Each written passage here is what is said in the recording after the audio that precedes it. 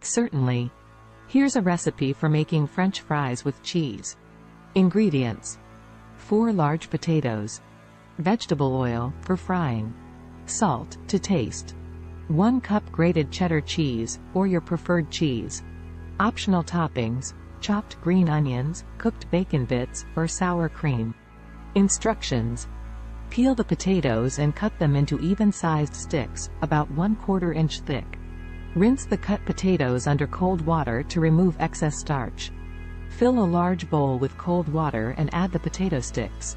Soak them in the water for about 30 minutes to remove more starch. This will help make the fries crispier. Drain the potatoes and pat them dry using a clean kitchen towel or paper towels. Heat vegetable oil in a deep fryer or a large, deep pot to around 350 degrees Fahrenheit, 175 degrees Celsius. Make sure there's enough oil to fully submerge the potato sticks. Working in batches, carefully add the potato sticks to the hot oil. Fry them for about 5 to 6 minutes or until they turn golden brown and crispy. Avoid overcrowding the pot to ensure even cooking. Use a slotted spoon or tongs to remove the fries from the oil and transfer them to a paper towel-lined plate to drain excess oil.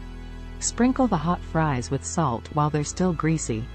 Preheat your oven to 350 degrees Fahrenheit, 175 degrees Celsius, and line a baking sheet with parchment paper.